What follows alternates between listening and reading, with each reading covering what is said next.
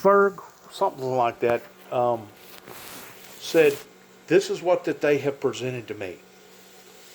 If you agree to go get a psychiatric evaluation done, Yeah. and you go through all the steps of this psychiatric evaluation, and the doctor says that you're good to go, Yeah. they're going to reduce these charges down to just a misdemeanor, Yeah. and you can walk if you agree to do this evaluation. Yeah. And without hesitation, I immediately said, give me the paperwork. I'll sign it. Because I felt that assured about my sanity, Yeah. and I felt that assured that I was going to be able to go through this evaluation Right. with decent Yeah. decent numbers or decent scorecard. Unscathed. Well, whenever they put you through the system, you have they don't even have no earthly idea where you're going to go pertaining to a federal system that's associated with mental health. Right.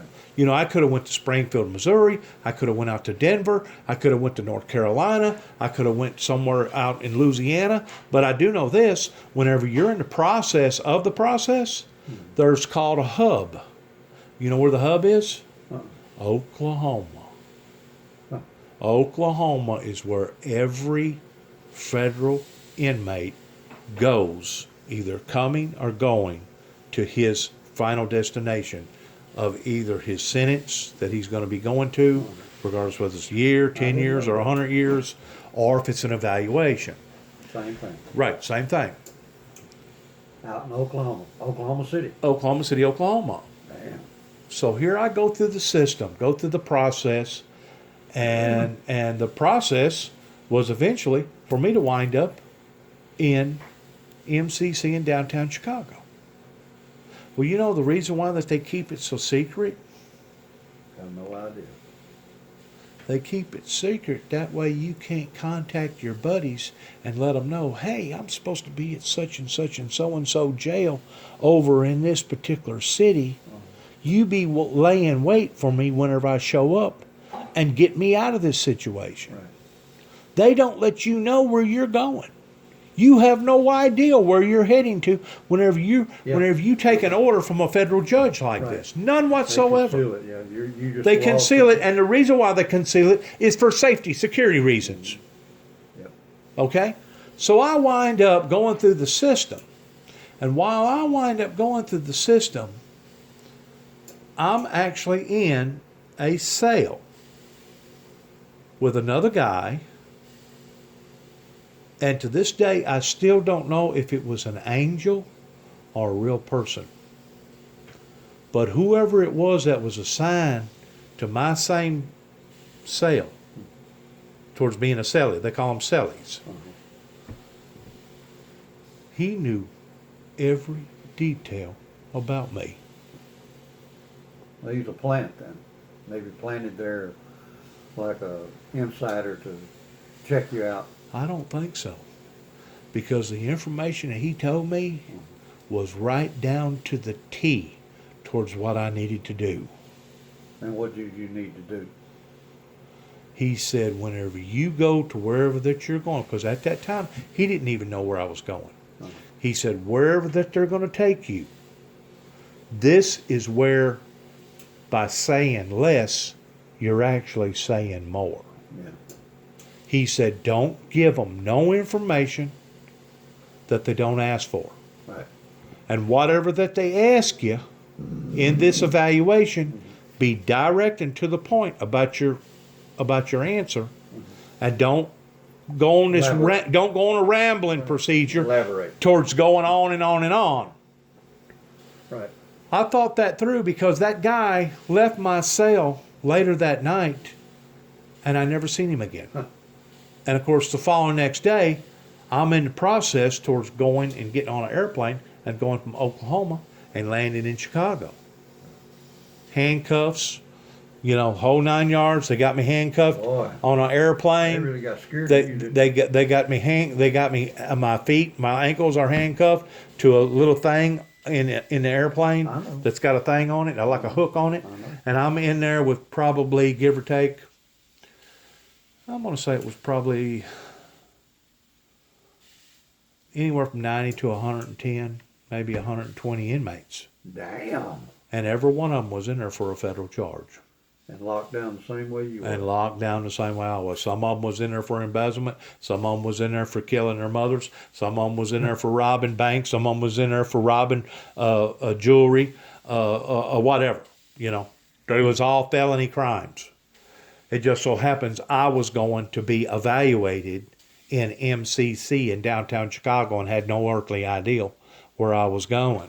MCC, what does that mean? Mental Corrections Something like that. Chicago. of Chicago. Mental Yeah.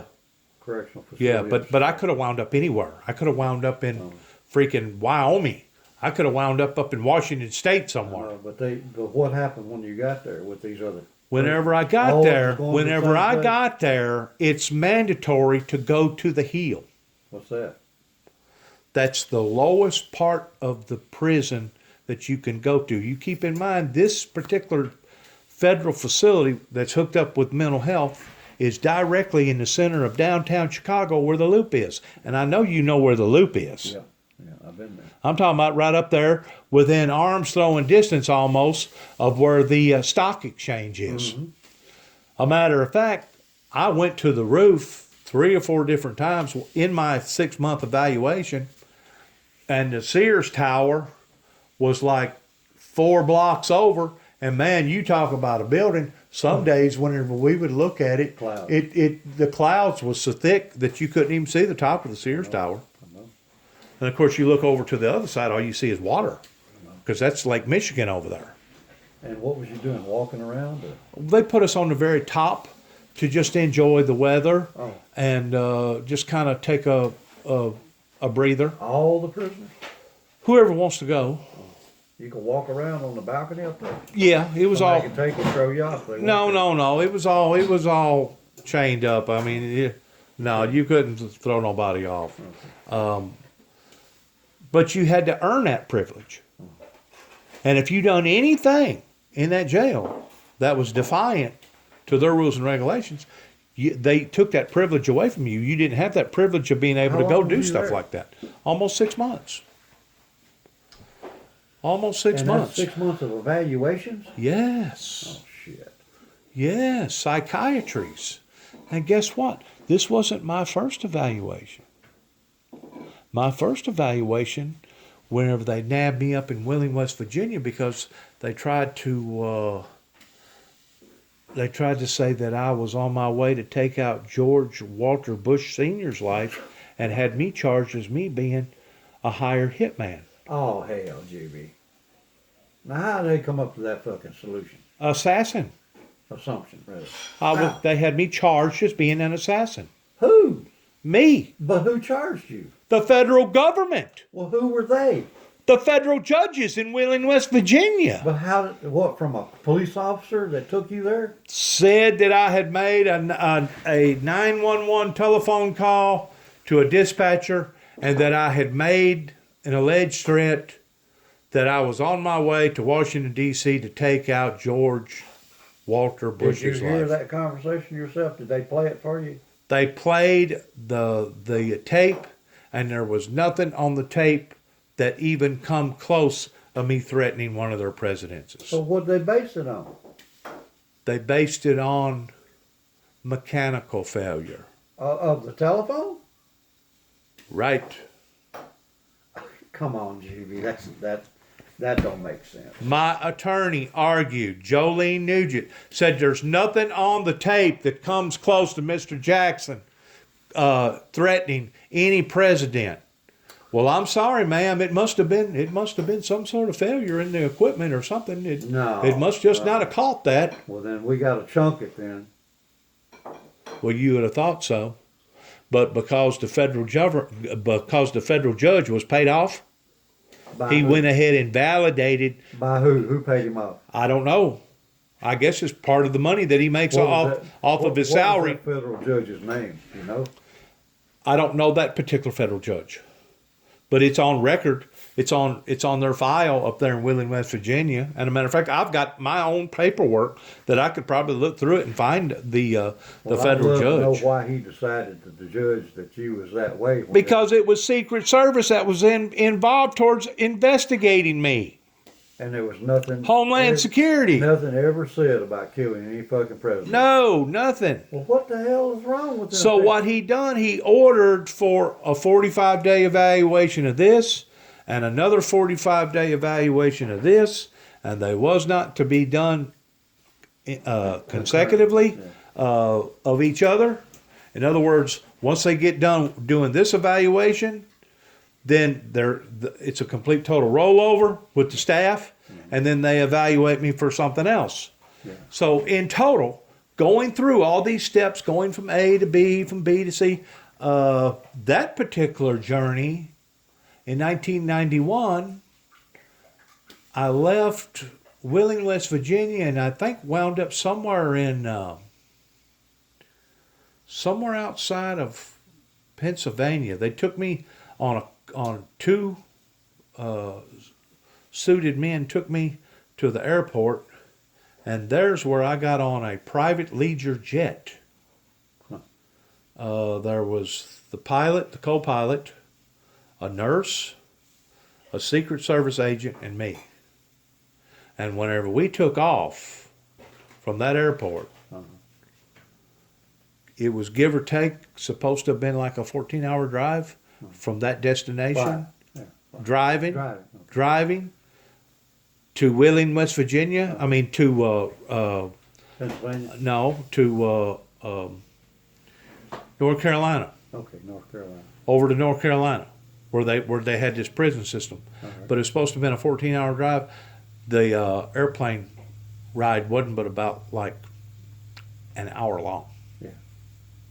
Because whenever this plane took off, it shot directly straight up into the air, and it was pulling, give or take, probably about 4 Gs, maybe 5 Gs. In other words, it had the real.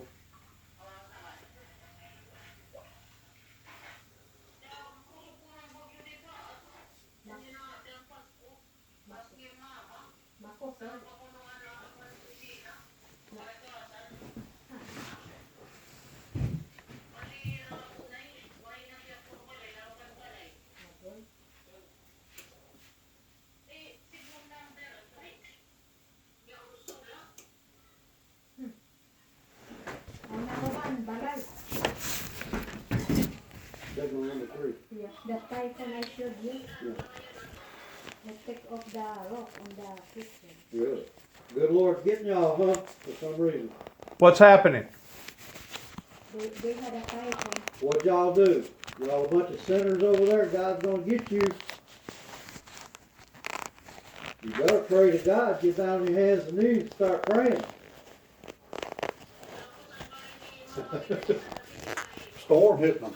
Storm. Yeah. Oh, Signal number 3, storm. Now, you tell me the rest of the story, Jimmy. What storm? With Philippines. Huh? Philippines. Oh, really? Yeah. Now, you said you flew down there. about an hour flight. Anyways, while we was flying, I looked over in this little pilot window, right? After everything simmered down, and I asked him, I said, the pilot, he's just within almost arm distance of me. Of course, I'm all handcuffed up, and they got this Secret Service agent beside me. I asked him, I go, how fast are we going anyway? He said, we're going, 700. we was doing 690 miles an hour, and to break the sound barrier, you got to compass somewhere around 720 Yeah. to break the sound barrier. So he was just hovering right below the sound barrier. Yeah. But getting back to that evaluation towards me going into the boot up in downtown Chicago in MCC, they put you in the boot to see if you're adjusted to that environment to the point that you're not going to be AWOL. And they watch you very, very carefully for about 5 or 6 days. And once you have earned the entitlement of going up into population, that's whenever they take you up into open population so that you can get acquainted with the rest of the inmates. On this particular pod that I was in, there was probably about 90 in this, just on this one floor alone, of people that was being evaluated just like me. Now, of course, everybody wasn't in there because of the president. I know. Some of them was in there just to see if they was sane or insane. You know what I'm saying? But while I was in the boot, you know who that I was right beside? The second largest cartel Mexican drug dealer in Mexico. Who was he? He keeps coming over on the TV because he keeps escaping. He's an escape artist. You talking about that Escobar? Yes. Yes, I was right beside the guy. Pablo Escobar? Yes. Damn, Jimmy. And you talked to him. Yes. What kind of person was he? Oh, you could tell he was corrupt. Really? Oh yeah. Oh yeah, he was wicked. What He kind was of- he was mean, wicked. Really? Oh yeah, but he was an artist whenever it come to being able to talk people into stuff. He was so relentless that as soon as he come into that prison, one prisoner could not come to his cell at a time. There had to be at least 2 people, and they recommended 3. And the reason why is because he was so powerful and he had so much money. It's very easy for you to persuade a guard and say, hey, if you take care of me, man, I'm telling you right now, there's $10 million waiting for you if you can get me out of here. It's going to be more difficult for you to talk to 2 guards or 3 guards than it is to talk to 1 guard. He had a set of an attorneys hired in downtown Chicago, about 7 of them that every day come in just like clockwork and sat down inside this room, and they never spoke a word to each other other than hi and goodbye. You know how they communicated? Was with poker cards. There was written descriptions on the poker cards that told this one what this one wanted to know and what the attorneys needed to know, because they knew that the room was going to be bugged, Right. and that they knew that there would be absolutely no privacy whatsoever whenever they went in there to talk to their client. So that's how they. But can you imagine hiring 7 of the most powerful attorneys in Chicago? He was a very, very ruthless human being. He's in jail now somewhere in, Probably Guantanamo. no, he's over here in, I think somewhere in Because St. Louis. they lost him and then they captured him. Yeah. And if I'm not mistaken, he got away again and then they captured him again. Yeah, they- going through all them tunnels, Yeah. digging all them tunnels and Got stuff. him now. He ain't gonna get away now. I think they got him in Guantanamo, or that's where they're going to put him. And I was beside ISIN, people that work for ICE over in the Middle East pertaining to the ISIS? Taliban. Damn. ISIS, Taliban? Yeah. Yeah, Muslims. Yes. Yes, whenever you're going through the system, you have no idea who you're going to be around. No idea. But that guy that come to my cell in Oklahoma, I still believe to this day that was a godsend. Because somebody knew all about my information. They told But me. how did that help you? It let me know that there was somebody still that was on top of their game towards what was going on in my life, towards not exposing myself. You know, you got a right, according to our laws of the land, you got a right to remain silent. Anything you say can and will be used against you. Anything you say can and will be used against you during the time that you're being examined like that from the United States government. So if you say the wrong thing to either an inmate, or if you say the wrong thing to a doctor, or if you say the wrong thing to a nurse while you're being evaluated, guess what? That can be used against you. Yeah, I know. So you got to be careful what you say. Right. And you don't expose only certain information Right. that you only are required to give an But answer you know to. what? No matter what you say, if they want you to go a certain direction, you're going there. No, no, this was another intervention that happened in my life that I think it was a godsend. Well, Because I'm talking about because if God don't step in. because what they really wanted, and this is what that guy told me in Oklahoma. He said, "I'm going to tell you what they're going to do to you." He said, "What are they going to do to me?" I go, "What are they going to do to me?" He said, they're going to determine you unfit Yeah. to be out in the eyes of society. Right. And instead of you being evaluated, what they're probably going to do is send you to a place like Springfield, Missouri. Yeah. And that's where you actually be put into the ward unit for 2 or 3 years, maybe 4 or 5 years, while they're intravenously giving you all these drugs Oh, that make your hair fall out or just turn you into a zombie. In other words, this guy told me, he said they're wanting to put you away. And they're going to put you away by your own words. And I thought about that, and then whenever I actually got in front of Dr. Dana, as he was questioning me with all these different examination books and this and that, he kept asking me, he goes, just exactly what are you in here for? I said, you know what, I really don't know. I really don't know. Well, we have requested for your log entry for their paperwork to come from Paducah up here, so we have some sort of an idea what you're even here for, Mr. Jackson. We don't have a clue what you're in here for, other than to be evaluated. If they told us what was raising this red flag, we would have some sort of an idea towards which way to go with our evaluation with you. He said, as it stands right now, we really don't know how to evaluate you other than evaluating you as a point blank right, evaluation. evaluation.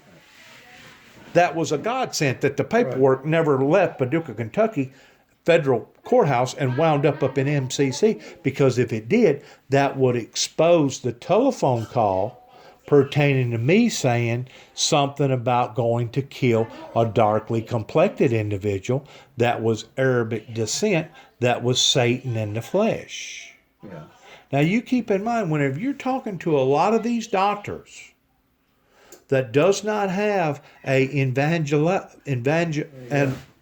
evangelical references in their own personal life pertaining to them being Christians, a lot of them are anti-Christian.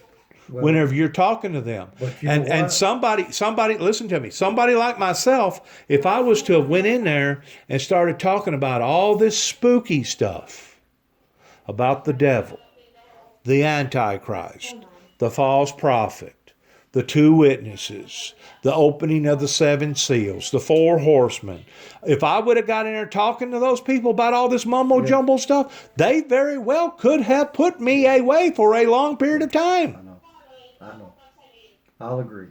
Because all it takes is a doctor and a judge to come together in a unity and say, yep, this guy is unfit to be out in the eyes of the public, and we need to put him away because he's either a danger to himself or he's a danger to the population, Society. Yeah. to society. I know. All because you preach or speak about what It was part of my faith-based. the prophecy of Yeah, God. it was part of my faith-based belief is the reason why that I was even So- being evaluated to begin So, with. to begin with, they violated your religious, You got that right. My humanitarian civil rights. your religious liberty. They sure did. And when it boils down to it, Yes, sir. Well, not only did my civil rights get violated then, in 2010 up in Kentucky, but the first time they violated my civil humanitarian rights towards intervening was whenever Secret Service followed me from Washington, D.C., the first time that my son and I went on a crusade, and we wound up going to New York and then wound up in Washington, D.C., and whenever I come back home, a Secret Service agent followed me from Washington, D.C., all the way down to Tennessee, and was keeping tallies on me, every room, every hotel that I went to, everybody that I spoke to, any material that I was passing out. Right. They was keeping tallies on me, man. They even went to Mama Lucy's house Yeah. They went to Lucille Jordan's house. I'm not talking about calling her. They went to her house and knocked on her door and said, "Who is this Dennis Jackson?" And her daughter, which was my mother, Betty Jackson, had to sit down in front of these two officers that was from Washington, D.C., and explain to them who I was. Did they say you was off your rocker? No. They just wanted to know what kind of business that I had.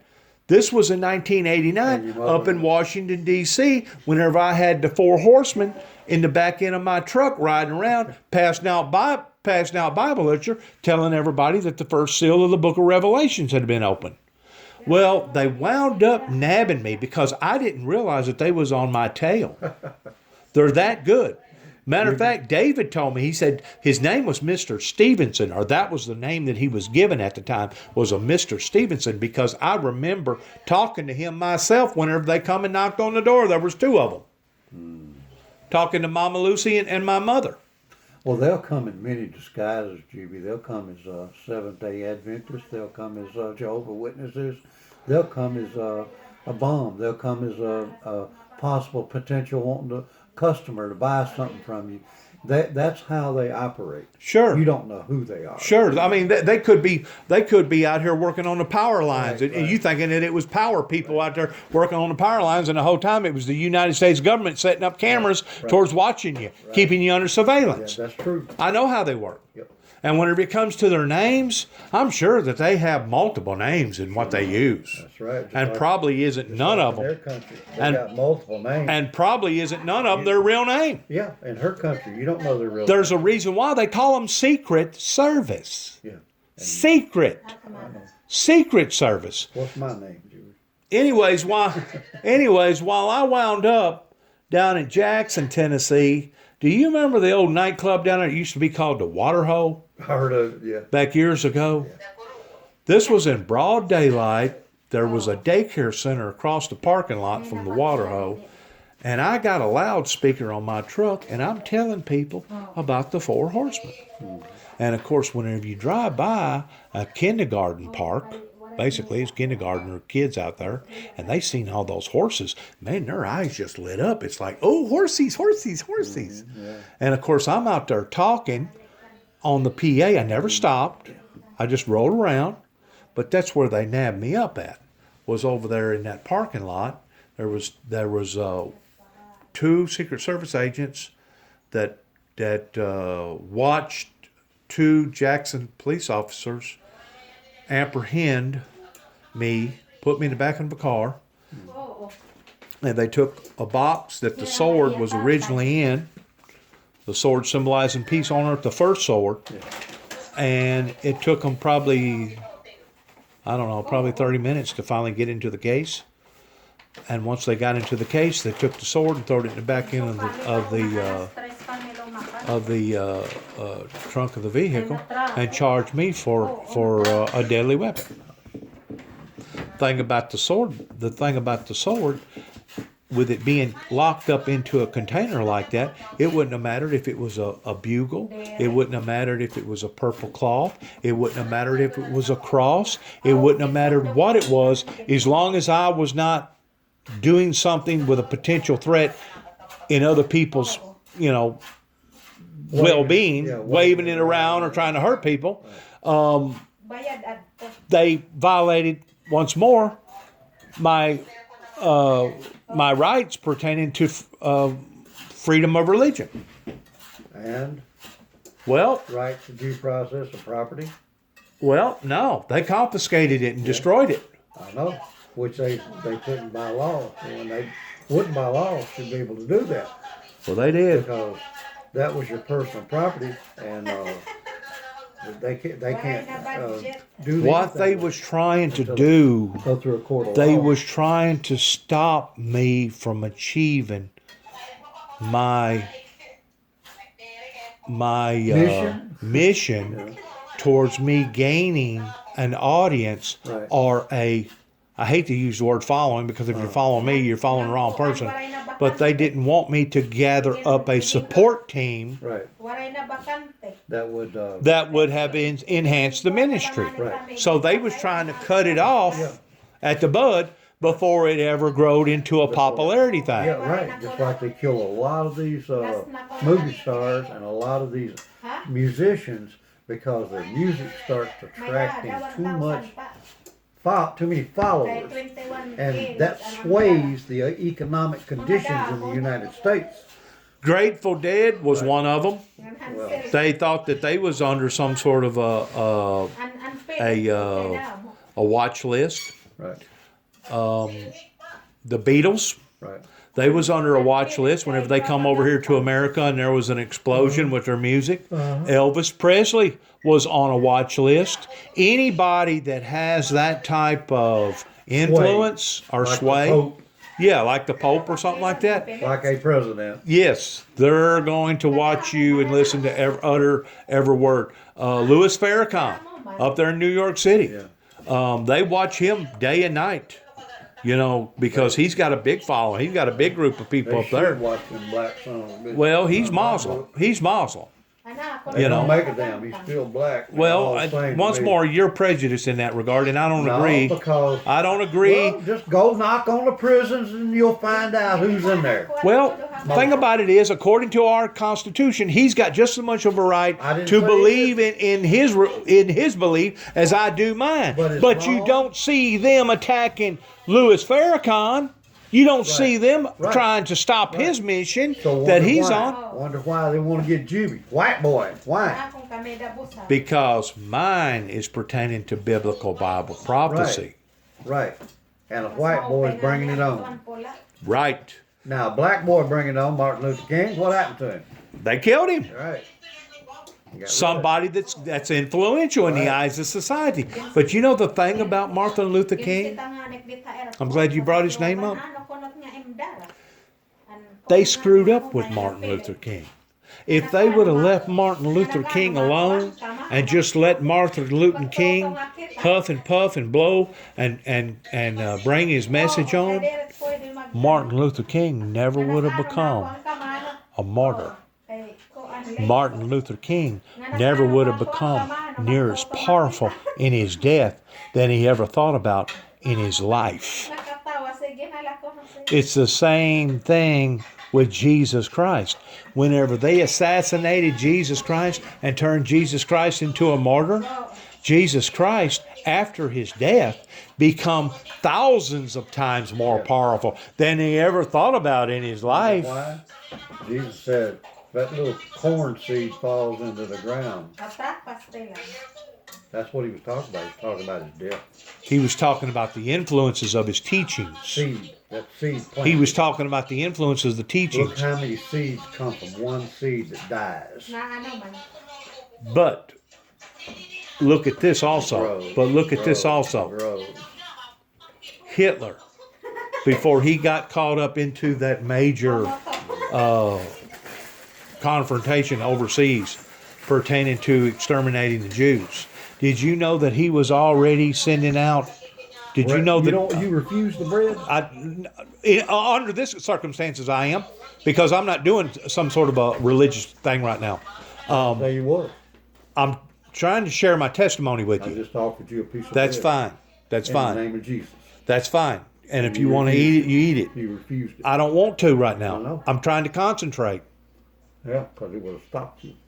Now you've done broke my concentration. Why did you want to do that? I said it would have stopped you Stop me what? from whatever you was doing. What was I doing? I'm sitting here talking. I'm trying to think about what I'm going to say before I say it And it just went out of your mind. because you interrupted me. Why did you do that? Because I thought of Jesus. Man, my whole mission is about Jesus. And I thought about what he said. When you break this bread, remember me. Let me get back to my frame of mind. Can I do that, please? I didn't stop you. I don't need all these interruptions.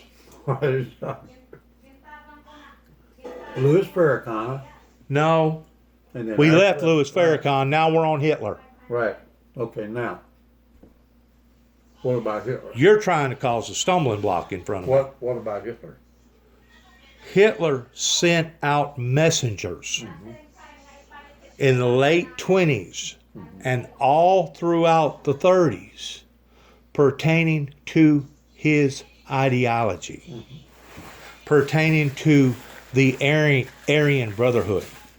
And what Hitler was trying to do was gain supporters over here in America. That way, if there was ever a major confrontation between the Americans and Hitler's ideology, maybe he would have enough supporters or enough sympathizers that there wouldn't be some sort of onslaught between the two. Called a propaganda campaign. Do you not see this exact same thing happening with the Muslim religion over in the Middle East pertaining to people wanting to force their ideology down our throats pertaining to Allah and pray to the Quran? Can you not see the exact same patterns that's happening today as what went on before the major confrontation with Hitler? Juby, the United States is a wolf dressed in sheep's clothing. They all are. All of them are. And we're the biggest one. Because we're the most brainwashed believing that we are the peacemakers. Well, that's your opinion. Of this That's earth. your no, opinion. We're the peacemakers of this earth. That's your According to opinion. everything I see. We go in every country and we establish our troops there as peacemakers. So what's wrong with that?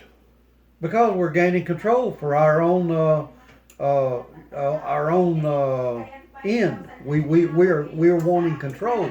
We're of trying all the earth. we're trying to colonize these heathens to the point that they do not rule under some sort of tyranny, someone like Putin or somebody that is a evil, cruel ruler such as Hitler. That's what we're trying to do. We're trying to break the ice with all these other nations and all these other countries in free, fair, open elections pertaining to democracy. Can't you see what we're trying to do? What is democracy? Democracy is where we can agree to disagree. It's where two groups of people can vote upon who and what leader that they want to be in power, regardless whether it be a judge, regardless whether it be a governor, a mayor, or a senator, or a representative, or a diplomat of some sort, or even a president, that gives the people the will to choose who they want to be under. Yeah, but we're subjected to their rules. And their rules say that you're not worth but minimum wage, but my children are not. What does it say in the Constitution? Fuck the Constitution, piece of fucking paper. That's- It's shit paper. What's what more, the that's your Constitution is. opinion. That's what a damn lawyer told me. Right? That's your opinion. That's what a lawyer told me in the courthouse. And I said, But "You know does something, it sir? not say- I believe it but- because there ain't no fucking justice. But here." does it not say that you have the right to pursue happiness? How can you do that when you got somebody looking down your fucking throat? It says that you have the right to pursue happiness. You- It doesn't say how to pursue that happiness. It says that you have the right to pursue happiness. But that's a you lie. don't have that right over in Russia. You don't You don't have it have here. that right over in China. You don't have it here. that right You don't have it over here. in parts of You South don't have it here. America. Look what Yes, they- you do. Look what they did to you. When you were sitting there getting evaluated, where was your fucking rights? My rights has been violated. Okay. And you're not the only one. No, they're not. Every one of us under the United States And the of reason America, why my rights got violated, do you know what the biggest reason why my rights got violated? You know what the biggest reason why they it's got probably violated? some personal fucking vendetta. I don't know. No. Well, that was part of it. And it was supernatural pertaining to what was motivating the politics Well, of that ain't it day all evil, towards man? what towards Ain't it all anti-crime? towards wanting Ain't to it all evil? wanting to shut me down. Right. But listen to me. You know, one of the biggest factors that made me such of a target was that I could not gather up a following or a support team Right. or a congregation. Right. If I would have been Joe Osteen Right. with a following of 40 million people down in Houston, Texas, do you really think that they would have been picking and poking at me the way that they was picking and poking at me? And I bet Joel Osteen voted for capital punishment. May have had. That's his business. Once more, I'm not going to dictate towards how somebody feels or what Would they you do believe that or if what you they had don't 40 million believe. Followers? Huh? Could you see 40 million followers voting for capital punishment? Christians? I know this. The state of Texas believes in capital punishment probably as much or more so than any other state out of the union whenever it comes to lining them up and putting them to death. And that's the only way that they can control all them coyotes that's coming in from the border over there in Mexico. Because if you gave them, as the old saying goes, if you give them an inch, they're going to take a mile. That's exactly what those coyotes over there would do. Those illegal immigrants that has flooded Texas in areas to the point that, if you was to gather up all the illegals out of Texas, you would actually destabilize their economy. Because you got people that's not just cleaning pools. You got people that's running cash registers. You got cooks. You got people that's making beds. You got people that's not only doing the grunt work as far as building houses and going up telephone lines, but they're doing everything in Texas. So if they did not have steep laws, the freaking coyotes would take the Texas government over. And who fucking gains off these coyotes here in the United States? The rich, the powerful. All right, don't that answer it? Well, that's up to them if they want to play that game. And now the game is starting to come back at them because now they estimate that there's probably over 20 million illegals here in the United States that don't even have a green card. And the thing about it is, a lot of these cities like Sacramento and Los Angeles, they're sanctuary cities for the people that don't have a green card. That's what all this stuff is about NAFTA and what is that called pertaining to the border crossing. That's what all this argument all is. It may not be NAFTA. It may be something else.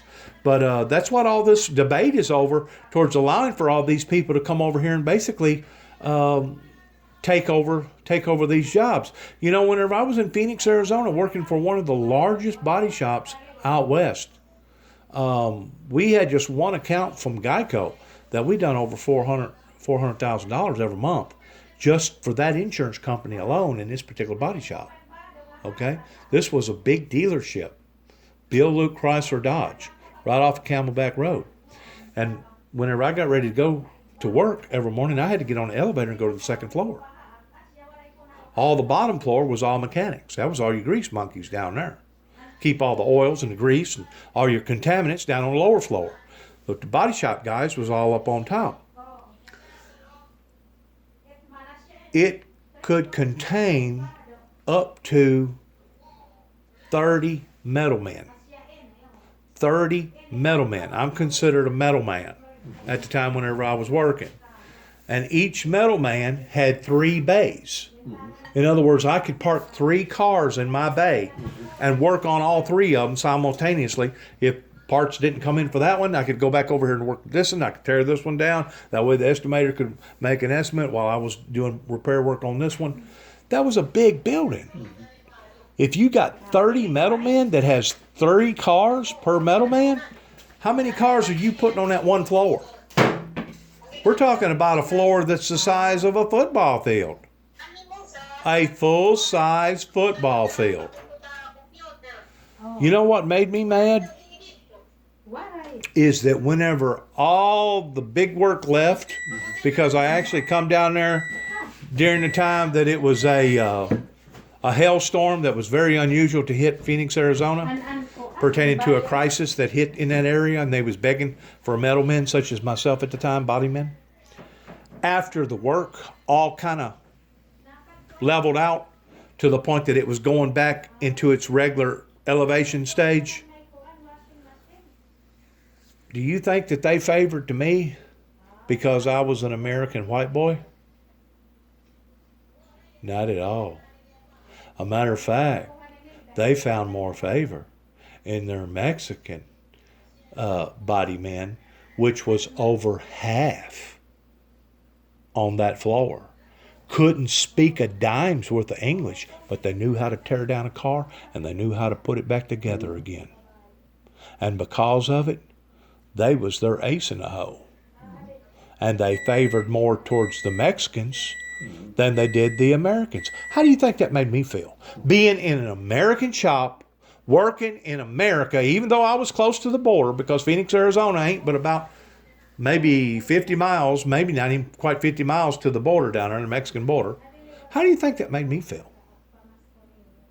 Whenever I knew that they was giving the best work to the Mexicans, and I was getting the worst work. I was getting the hard hit stuff. I was getting the stuff that I couldn't make good, quick, easy money on, but they was. How do you think that made me feel? I felt rejected. I felt betrayed.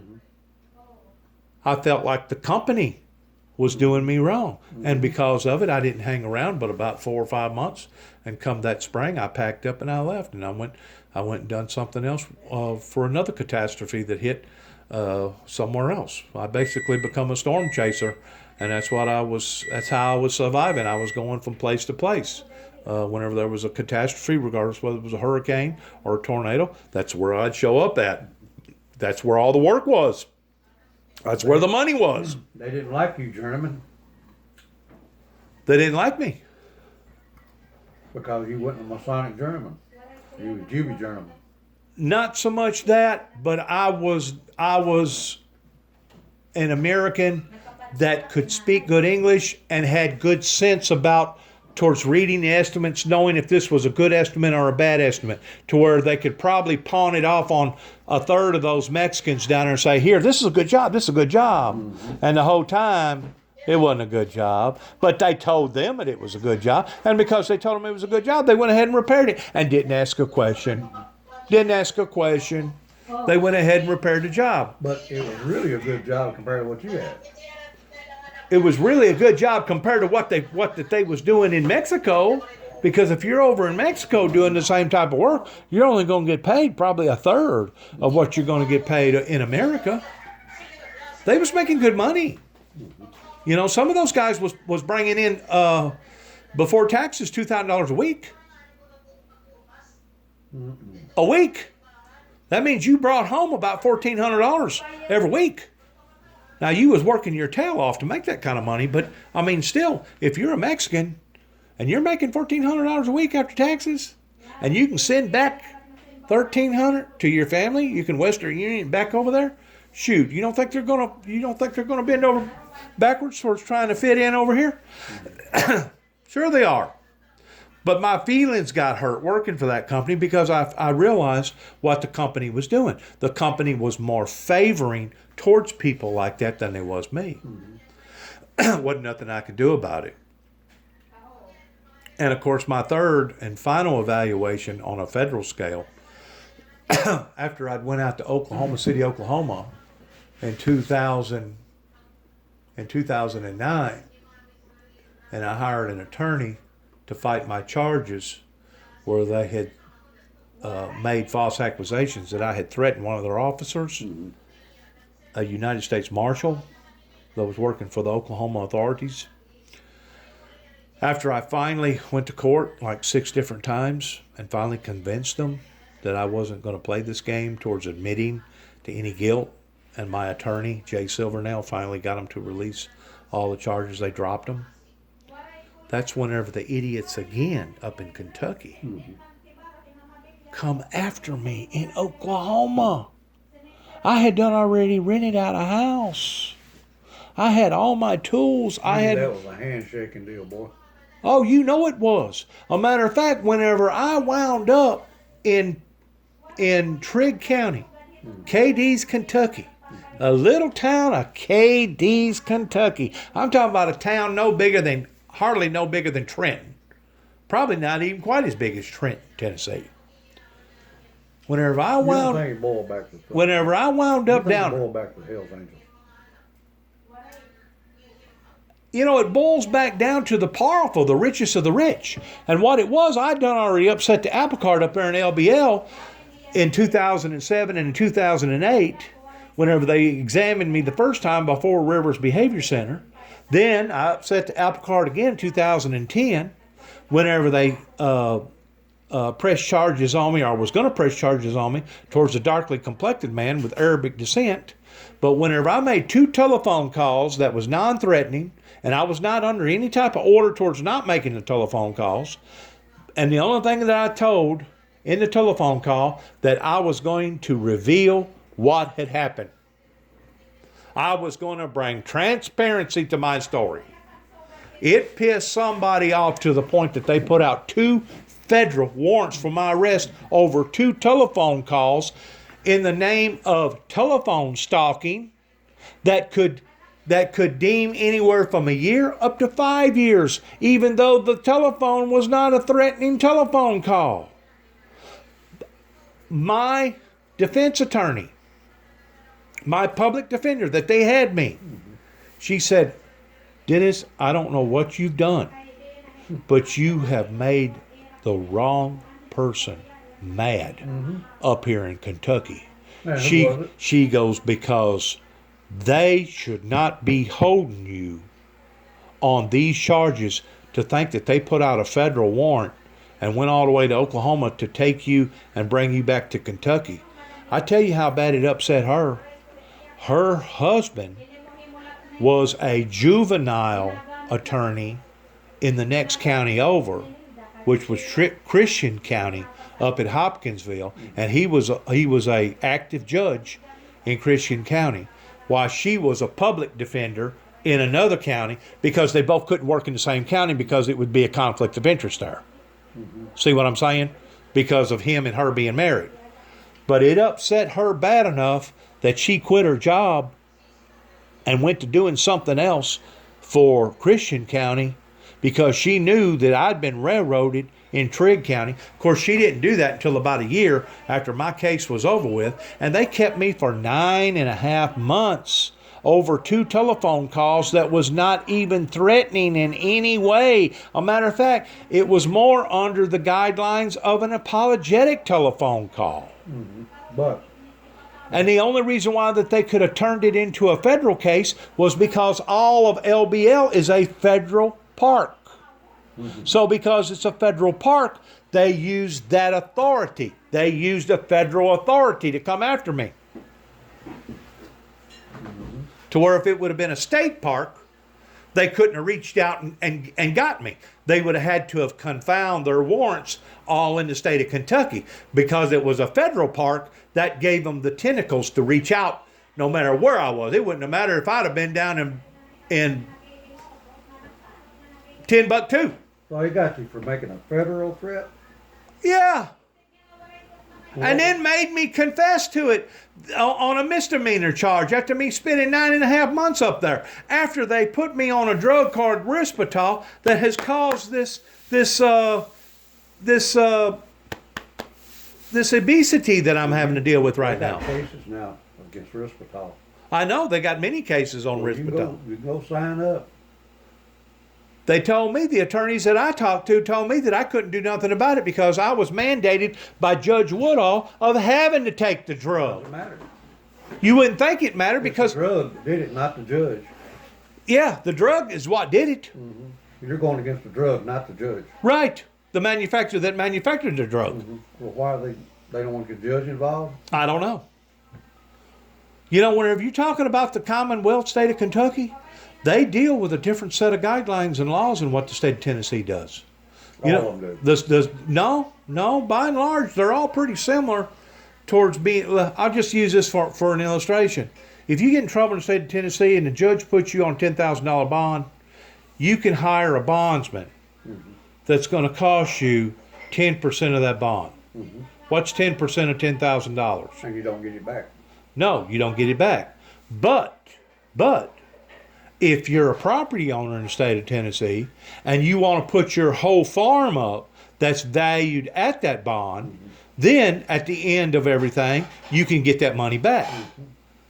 The same way up in Kentucky, if you're a landowner But they do not have bondsmen up there. The only way that you can get on a bond in the state of Kentucky is that it has to be a cash bond. In other words, if they put you on a $10,000 bond, you got to come up with all $10,000, or you got to have property value worth at least $10,000 to be able to bond out. And you know as well as I do, you can't fight your case inside a jail cell like you can outside the jail cell. Whenever you're outside the jail cell, you can go and talk to counselors, you can talk to people, and you can set up arrangements towards having this done and that done. So basically, whenever they tied my hands completely over 2 telephone calls, and then forcibly forced me to agree of basically pleading guilty.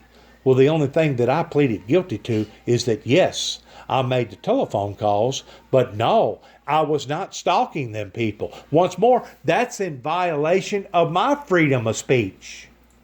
Is it not? Mm-hmm.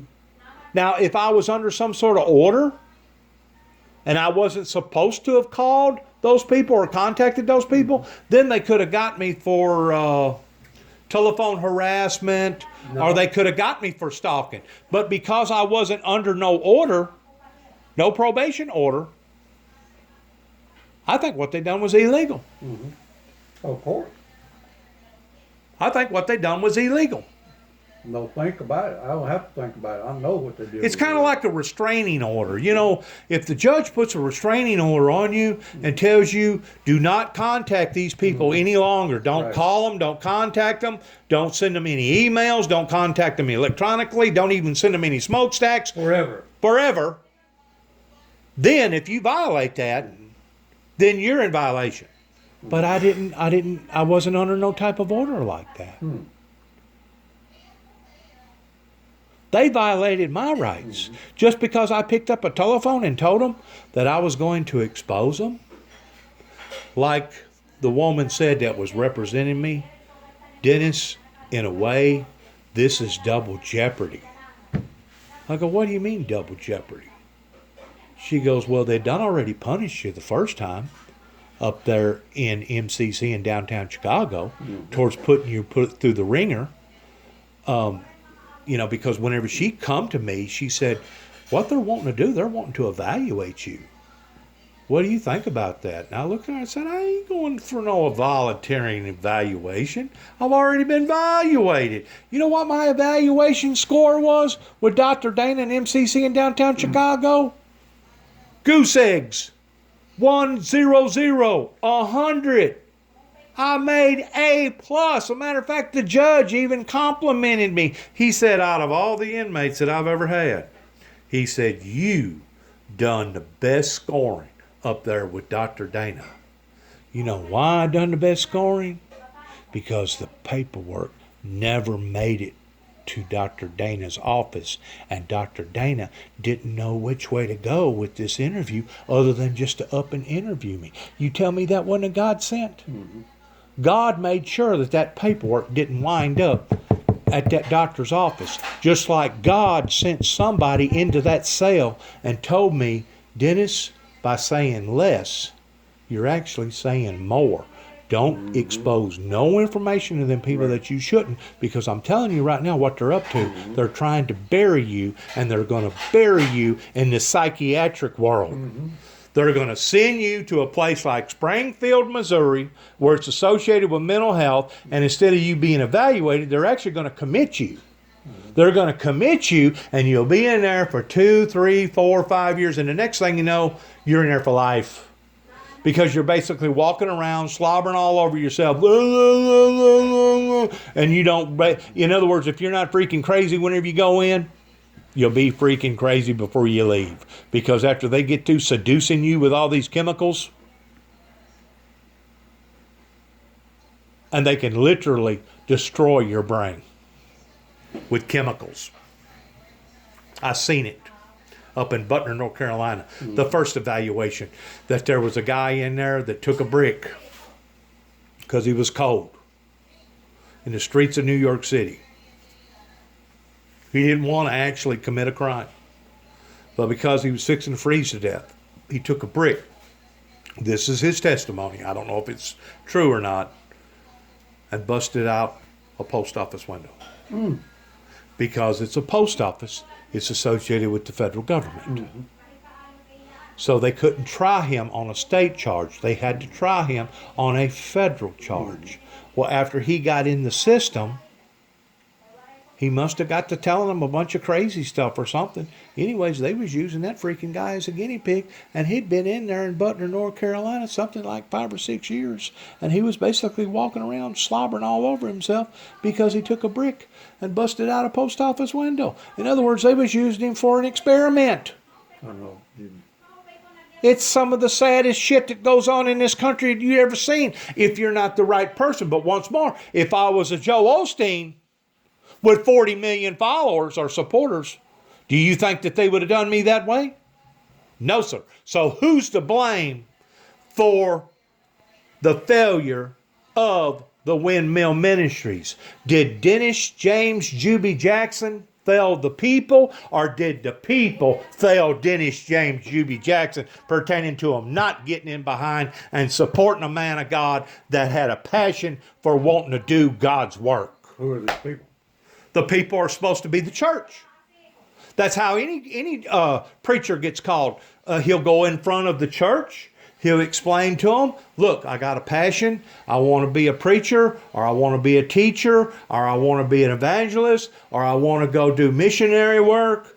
And that's whenever the body, the church body, is supposed to get in behind him and say, okay, we're going to mentor you. We're going to help you because you feel like that the Lord has called this up into your life for you to do this. I never got that support. You know how I had to bring my message into the church communities around here? Through the back door, not through the front door. I had to do it in an unorthodox way. Well, and you did it? I did it, but I still have a shadow of negativity that hangs over my head. I still don't have supporters. I still don't have people beating down my door. I still don't see my phone blowing up every night towards people wanting to get involved with the Windmill Ministries missions. You're going to have to build you a building. Out of a dream? Out of an ideal? No. Out of what you want to happen. You have to open it up. You have to have the doors open. People are going to have to come and listen to you. That's why I'm putting out all these YouTube videos. Well, Just like me, just like me recording this conversation you have right to have now. a location, Judy. Huh? You got to get a location.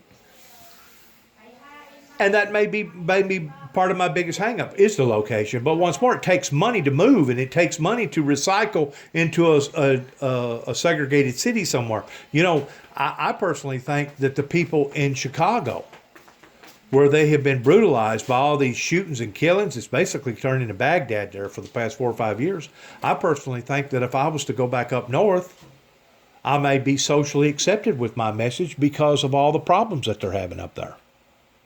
But once more, it takes money to move up to Chicago. And of course, once you move up to Chicago, then you got to put up with the mess that's already up there. Plus, you got to put up with the cold weather in the wintertime. And with me and all the injuries that I've had, I would basically be dooming myself to move up into a northern climate. I'm not going to do that. Judy, I'm not going to do you know that. how many people? The only thing that I can do is start like I'm doing right now on putting out my YouTube platforms and stuff, and eventually maybe going over to another what do you call it? Not streamlining. It's called something else where you're putting your message out there to the people, and that's how you gain supporters. That's how you gain people that believe in you and people that support you. You know what I'm saying? Judy, look at all these tents that they set up coming to these towns. Tents. Tents.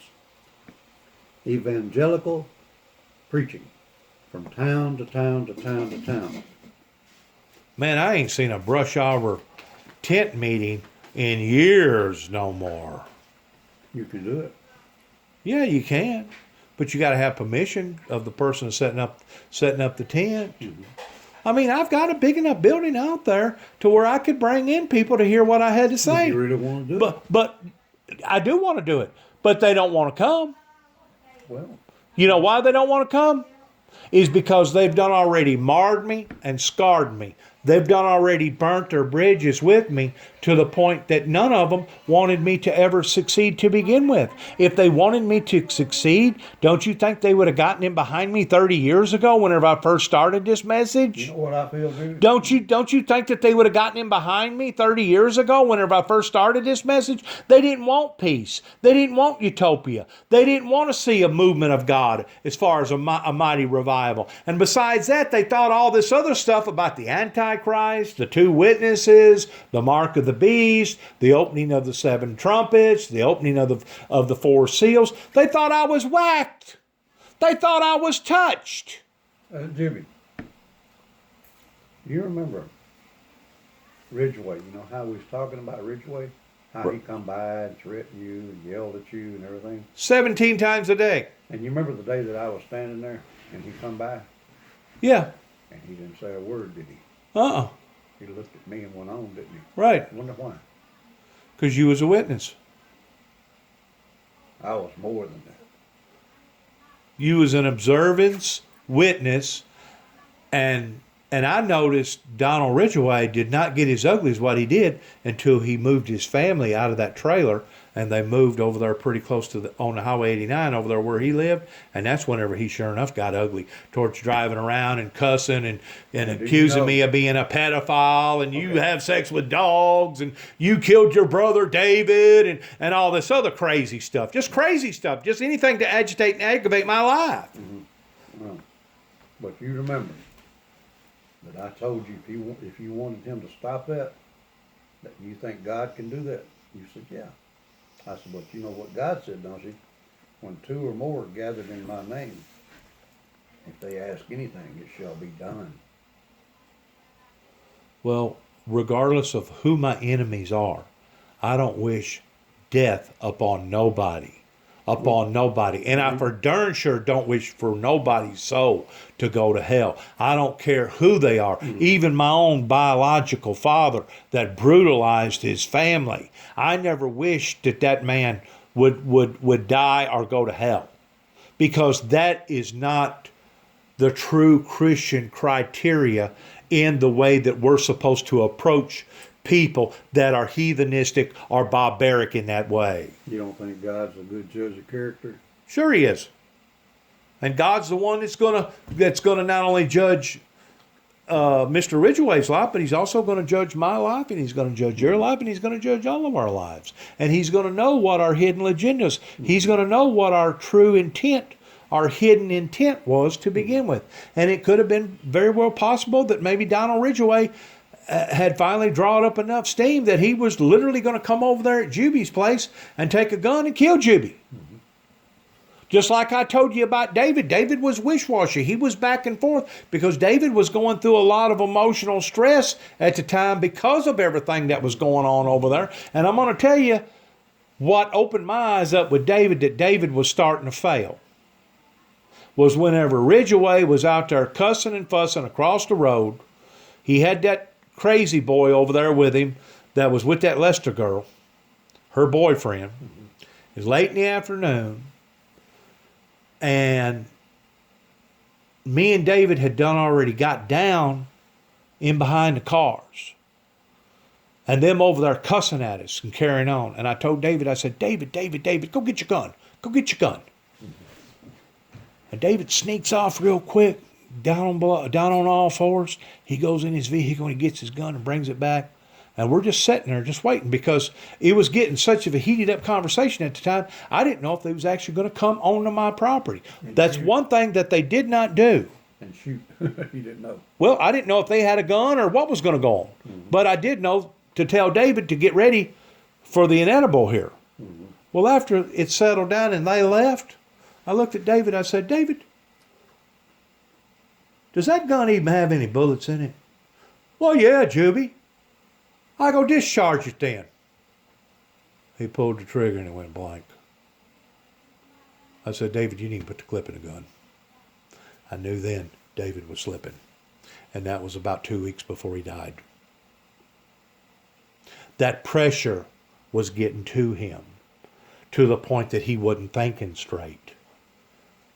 And whenever you're bombarded with all these emotions, and plus he was trying to stay on his feet and work 10 hours a day, whenever you're bombarded with these type of aggravations that's going on in your life, because it wasn't nothing uncommon for me to contact David and tell him what was going on.